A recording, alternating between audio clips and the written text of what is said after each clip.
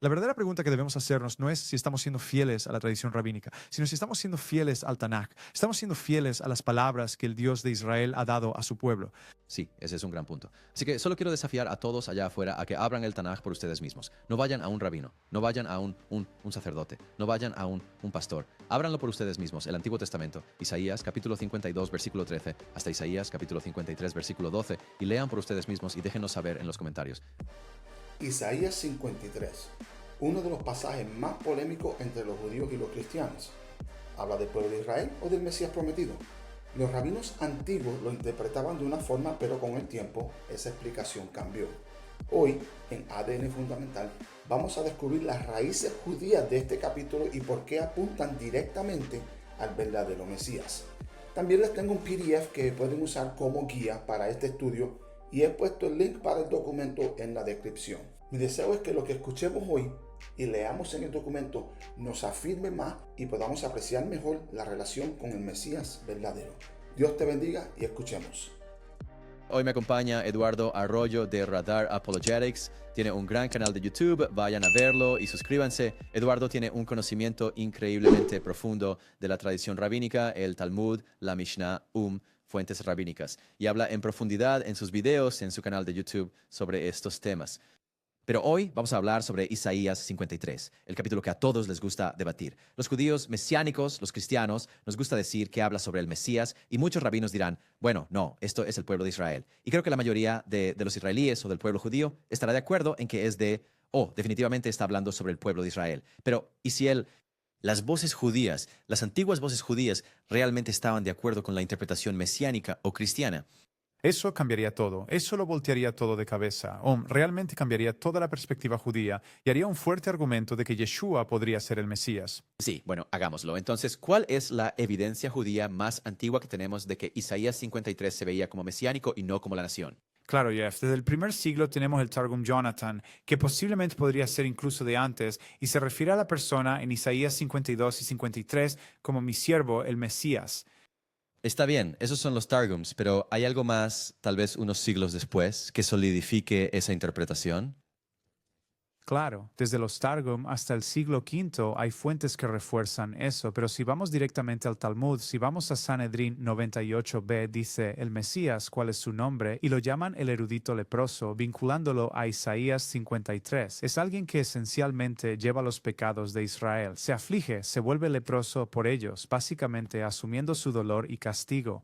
Bien, entonces lo que estamos viendo es que esta interpretación se mantiene durante el primer siglo. ¿Hasta cuándo? Estamos viendo ya el cuarto, quinto siglo. Siglo V, sí, absolutamente. Está bien, eso es realmente interesante. Bueno, ¿por qué es importante entonces hablar sobre estas fuentes rabínicas? Porque ya sabes, podrías decir, bueno, estos tipos están de acuerdo con las fuentes rabínicas, pero sin embargo están tratando de refutar el judaísmo rabínico. Claro. A menudo los judíos mesiánicos son desafiados con, ¿es esta realmente una interpretación judía? Y ellos dirían, no es judía, esto no está en casa con el judaísmo, nadie que sea judío creería esto. Pero sin embargo, en sus propias fuentes del judaísmo rabínico podemos ver estas interpretaciones que los discípulos judíos de Jesús habrían tenido. Entiendo. Sí, e incluso avanzando, si vamos del siglo VII al IX, en el Midrash Tanhuma, que es otra obra rabínica agádica, contiene referencias a un Mesías sufriente basadas en Isaías 53 también. Bien, lo que estamos haciendo aquí es aceptar el desafío de, bueno, esto no tiene nada que ver con el judaísmo, el cristianismo está robando del Tanaj. Están inventando y poniendo sus propias interpretaciones en estas profecías mesiánicas, pero lo que realmente estamos haciendo aquí es mostrar desde dentro del judaísmo rabínico, desde dentro del judaísmo del periodo posterior al Segundo Templo, que el concepto de Isaías 53, hablando sobre una persona individual que era sin pecado, llevando los pecados del pueblo, está en perfecta alineación con nuestra fe. 100%. Sí, entonces si esta era la interpretación acordada de Isaías 53, que está hablando de un individuo, el Mesías, tuvo que haber habido algún tipo de punto de inflexión. Sí. ¿Y cuándo fue este punto de inflexión? ¿Cuándo empezamos a ver un cambio en esta interpretación? Claro, alrededor del siglo X u XI, incluso hasta el XII, cuando los rabinos comenzaron a escribir y codificar su interpretación del texto, realmente de manera polémica, en respuesta a las afirmaciones cristianas de que el siervo es de hecho el Mesías, comenzaron a codificar su propia interpretación. Así que tenemos a Rashi en el siglo XI diciendo que Isaías 53 se trata de Israel.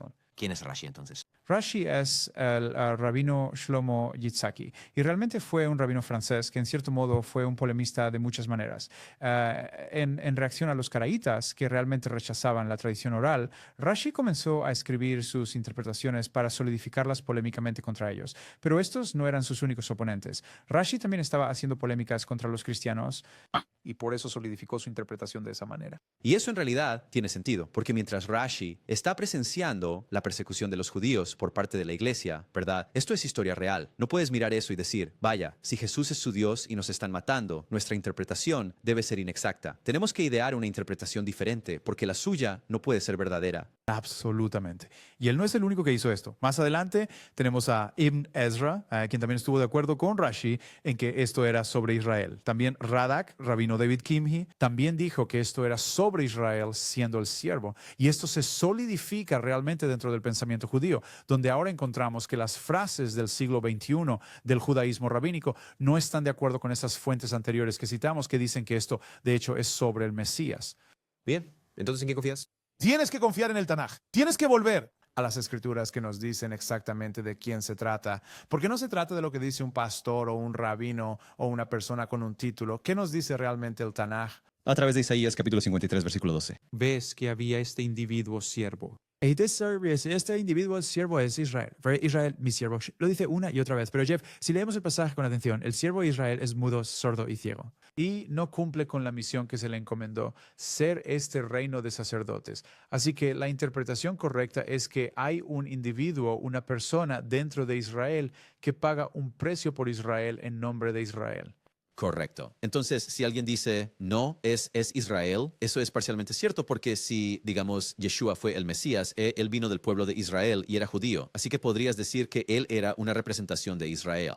Él era el que estaba dentro de Israel. Es importante que la gente entienda que originalmente cuando hablamos de siervo, Abraham era un siervo. Todos ellos eran siervos. Eran individuos que eran siervos y llamados. Un pueblo viene de Abraham y este pueblo se desvía. Rompen las promesas del pacto y esa intimidad con Dios tiene que ser restaurada y se hace a través de ese individuo. Literalmente se le llama un asham. Es una ofrenda por la culpa. O Él toma sobre sí nuestro pecado, nuestras transgresiones, nuestro dolor, porque nos hemos descarriado. Y Él es el que no lo ha hecho, Él es el fiel. Y esto solo puede suceder a través de este único siervo. Así que me alegra que mencionaras Asham, porque esa palabra se usa en hebreo, específicamente en Isaías capítulo 53, versículo 10. Y lo que es un asham, esto es realmente importante, es una ofrenda de culpa hecha con sangre y es para restitución, ¿verdad? Básicamente es para compensar algo que hiciste mal. Se hace con sangre y se hace para restaurar, se hace para restitución. Y específicamente dice asham, ¿verdad? No es cualquier tipo de sacrificio. ¿Sabes? Él hizo su... ¿Qué dice ahí en 53:10? Dice, pero el Señor desea aplastarlo, causando dolor si se ofrece como ofrenda por la culpa. Y así, eso se traduce realmente de la palabra hebrea, asham, que es un específico... Ofrenda. Y esta interpretación de centrarse en la idea de que esto es Israel no se detiene ahí, continúa. Y esto es lo que realmente se incrusta y solidifica dentro del judaísmo tradicional. Abarbanel, Malbim en el siglo XVIII, el rabino Samson Raphael Hirsch también en el siglo XVIII dice que esto es sobre Israel. Y esto es lo que afecta a nuestro pueblo judío a medida que avanzamos. Está bien, entonces voy a desafiarte rápidamente. Claro. El pueblo judío ha sido perseguido, se ha derramado sangre. ¿Por qué no puede ser simplemente el pueblo judío? Porque el pueblo judío ya es pecador, ya hay maldad, ya hay una ruptura de las promesas del pacto y de la fidelidad del pacto entre ellos y el Señor. Y que, bien, entonces, ¿qué en 52, 53 dice que el Mesías tiene que ser sin pecado? Bueno, no puede ser un sacrificio a menos que esté sin defecto. Mira, tienes que tener un sacrificio perfecto, Jeff. Si tú fueras el Mesías, ¿verdad? Y murieras, no podías pagar el precio por mis pecados porque ya tienes pecado. Eres un pecador, has fallado, soy un pecador, he fallado, necesitamos un sacrificio perfecto. Hablemos, toquemos eso rápidamente. Porque reflejas el sistema sacrificial y el sacerdocio. Así que cuando el sacerdote entraba para hacer expiación por la nación, tenía que hacer un sacrificio de un animal sin pecado. Absolutamente. Para sí mismo primero. Sí, sí. Sí, pero el Mesías es el sumo sacerdote perfecto. Mira, creo que como creyentes muchas veces pasamos por alto esto, pero realmente tenemos que enfocarnos en esto. El Mesías no es solo un sacrificio perfecto, sino que también es el sacrificador perfecto. Y el autor del libro de Hebreos nos dice que no tiene que ofrecer un sacrificio por sí mismo. Así es como puede cumplir este papel. Si él tuviera que ofrecer un sacrificio por sí mismo y luego traer otro animal, entonces nuestros pecados nunca serían realmente tratados y nunca realmente pagados. Está bien, eso tiene sentido. Entonces, sí, Isaías 53 también dice que el siervo fue traspasado por nuestras transgresiones. O podríamos incluso decir herido.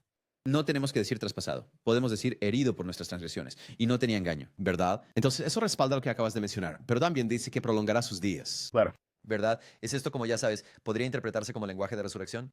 Absolutamente, creo que puede. Creo en la idea de tener una vida indestructible. Mira, porque Él es el sacrificio perfecto, porque es sin pecado, porque es santo, la tumba no pudo retenerlo. Ajá. Entonces, aunque se entregó, resucitó del otro lado, y de hecho sus días se prolongan y reina como el rey de Israel para siempre. Correcto. Entonces, hay una terminología clara dentro de Isaías 53 que dice que este siervo sufriente será cortado. Claro. Pero aún así prolongará sus días. Eso es genial, eso es genial. Para concluir, estás diciendo que antes de los siglos 11 y 12 no hay ninguna fuente rabínica que diga Isaías 53 está hablando sobre el pueblo de Israel. Este es un gran reclamo, pero ninguno que pueda encontrar explícitamente. Parece que en todas las fuentes que estamos buscando, no hay fuentes antes de este periodo de tiempo que digan explícitamente Isaías 53 es sobre Israel. Vaya, esa es una afirmación bastante grande. Entonces, lo que estamos diciendo es que esta es la interpretación entendida y luego en algún momento algo cambió. Había algo que... Cambiado, sí. Hubo un cambio en la historia. Ahora, ¿por qué deberíamos creer lo que llamaríamos la interpretación moderna de que se trata de Israel? ¿Por qué la gente aceptaría eso?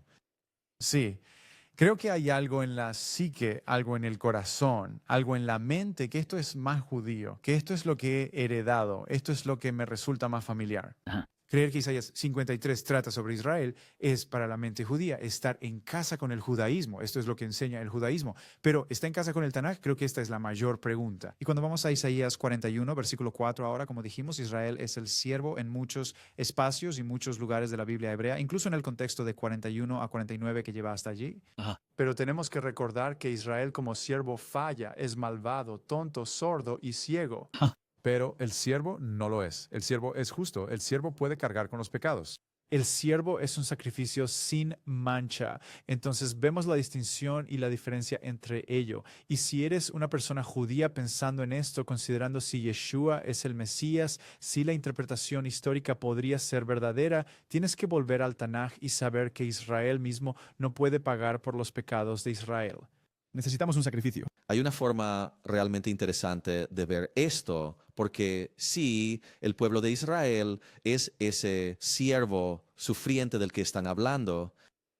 Entonces, es un poco absurdo, porque lo que el texto está diciendo, si pones esa interpretación, es que el sufrimiento de Israel trae perdón y redención para aquellos que están perpetrando los actos antisemitas. Absolutamente. Y algo interesante en lo que pensar, la pecaminosidad de la humanidad, que todos hemos pecado, todos hemos fallado. No podemos pagar el precio por otra persona. Por eso se traían animales. Y si piensas en Aarón, el sumo sacerdote, o cualquier sacerdote que vino después, si cometían un error en su servicio como sacerdotes, ¿qué sucedía? Fue asesinado. Absolutamente. Inmediatamente y sacado, un servicio tan sagrado que tenías que ser sacado. Así que si cometías algún error como sacerdote, eras sacado. Esto es un presagio y un tipo del Mesías y la perfección de su servicio, la perfección de quién es y lo que se propuso hacer. Así que quiero que leas un par de pasajes de Isaías 52, 13 hasta Isaías 53, 12. ¿Puedes leer la parte sobre cómo este siervo es exaltado y enaltecido? Claro. Entonces dice, aquí mi siervo prosperará, será enaltecido y levantado y será muy exaltado. Lo fascinante de esto es que estas formas verbales son las mismas formas verbales que se usan para el Señor cuando Isaías lo ve alto y exaltado en su gloria, con el borde de su manto llenando el templo. Otra vez cuando uno de nuestros profetas realmente ve a Dios cara a cara, pero ese es otro episodio. Absolutamente. Pero eso es genial porque en hebreo, Abem benishat, avu meot, alto y exaltado. Estos son términos, como dijiste, que solo se usan para Dios en el libro de Isaías. Absolutamente. Así que eso también es revelador. Ahora, desde Isaías 53 en adelante, tenemos referencias a la crucifixión. Claro. Sí. ¿Puedes leer algunos de esos? Está bien, así que de Isaías 53, 4, leamos sobre la descripción de lo que este siervo va a pasar. Sin embargo, eran nuestras enfermedades las que él mismo llevó y nuestros dolores los que cargó, pero nosotros asumimos que él había sido afligido, herido por Dios y humillado, pero él fue traspasado por nuestras ofensas, herido por nuestras ofensas. Fue aplastado por nuestras transgresiones. El castigo de nuestro bienestar fue sobre él. y por sus heridas somos sanados. Entonces, terminemos con los últimos versículos de Isaías 53. Muy bien, así que los últimos versículos de Isaías 53 son muy poderosos. Como resultado de la angustia de su alma, su crucifixión, su dolor, Él lo verá y quedará satisfecho. Por su conocimiento, el justo, mi siervo justo, justificará a muchos porque llevará sus iniquidades. Por lo tanto, le daré una porción con los sepultados y repartirá el botín con los fuertes, porque derramó su vida hasta la muerte y fue contado con los transgresores. Sin embargo, él mismo llevó los pecados de muchos e intercedió por los transgresores. Lo que inmediatamente me viene a la mente al pensar en esto es la imagen de Aarón entrando de nuevo en el lugar santo, el lugar santísimo. Y mientras vestía las sagradas vestiduras sacerdotales, llevaba sobre sus vestiduras los nombres de los hijos de Israel y los llevaba a la presencia de Dios. Aarón es un tipo y una sombra. Aarón falla en cumplir lo que el Mesías finalmente haría. El Mesías, siendo el perfecto, siendo el justo, puede llevar los nombres de todo Israel y de hecho de todo el mundo directamente a la presencia de Dios para que podamos ser perdonados. Wow. Bien, entonces volviendo y revisando lo que cubrimos en este video, las fuentes históricas efectivamente coincidieron en que Isaías 53 se refería al Mesías, a un individuo. Hubo en el siglo XI este cambio polémico donde intencionalmente los rabinos comenzaron a retratar al siervo en Isaías 53 como Israel. Este fue un cambio polémico y no necesitamos aferrarnos a este cambio polémico. La verdadera pregunta que debemos hacernos no es si estamos siendo fieles a la tradición rabínica, sino si estamos siendo fieles al Tanaj. Estamos siendo fieles a las palabras que el Dios de Israel ha dado a su pueblo. Sí, ese es un gran punto. Así que solo quiero desafiar a todos allá afuera a que abran el Tanaj por ustedes mismos. No vayan a un rabino, no vayan a un sacerdote, no vayan a un pastor. Ábranlo por ustedes mismos, el Antiguo Testamento, Isaías capítulo 52, versículo 13, hasta Isaías capítulo 53, versículo 12, y lean por ustedes mismos y déjenos saber en los comentarios. ¿A quién creen que se parece?